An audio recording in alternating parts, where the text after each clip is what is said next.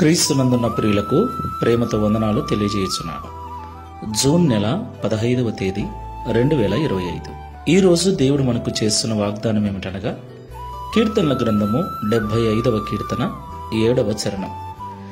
దేవుడే తీర్పు తీర్చువాడు, ఆయన ఒకరిని తగ్గించును, ఒకరిని హెచ్చించును. ఆమేన్. నా ప్రియమైన సహోదరి సహోదరులారా, ఈ లోకంలో జీవిస్తున్న మనం అందరం కూడా గొప్పగా బ్రతకాలని కోరుకుంటూ ఉంటాం.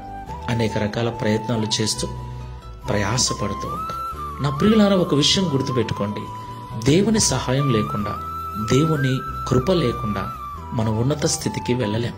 ఒకవేళ మన సొంత జ్ఞానముతో వెళ్ళినా అది శాశ్వత కాలం ఉండదు.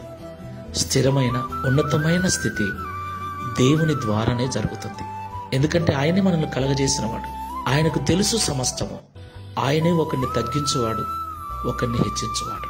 దేవుని ఎదుట విధేయులమై, దేవుని మాటకు లోబడి, దేవుని సన్నిధిలో జీవిస్తూ, దేవునితో కలిసి నడుస్తూ ఉంటే ఒకరోజు మన చేతుల కష్టార్జితాన్ని ఆయన ఆశీర్వదించి మనల్ని శాశ్వతమైన, స్థిరమైన, ఉన్నతమైన స్థితిలో నిలబెడతాడు. దేవునికి మహిమ కలుగును గాక. అయితే చాలా మంది దేవుణ్ణి విడిచి, సంఘాన్ని విడిచి, ఆరాధన విడిచి, ప్రార్థన మానుకొని గొప్పవారు కావాలని, డబ్బు సంపాదించి సమాజంలో హెచ్చుగా బ్రతకాలని ప్రయాసపడుతున్నారు. అది వృధా ప్రయాసే అని మనం ఇప్పటికైనా గ్రహించాలి.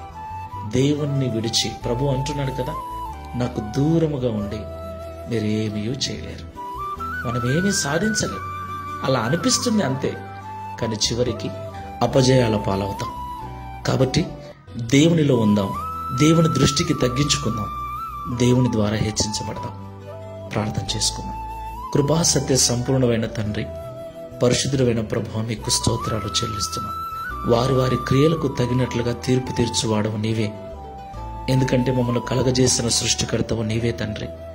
నీకు స్తోత్రాలు చెల్లిస్తున్నాం.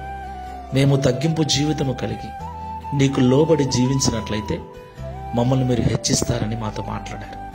నీకు దూరంగా ఉండి మా జ్ఞానముతో, మా తెలివితో ఉన్నతమైన స్థితిని చేరుకోవాలనుకుంటే అది వృధా ప్రయాసేనని మరొకసారి మాకు తెలియపరిచినందుకు స్తోత్రాలు.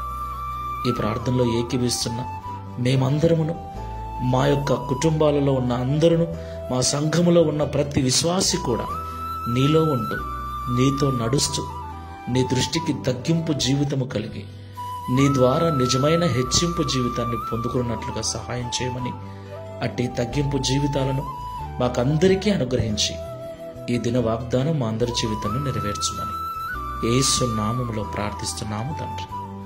ఆమేన్. Praise the Lord. God bless you.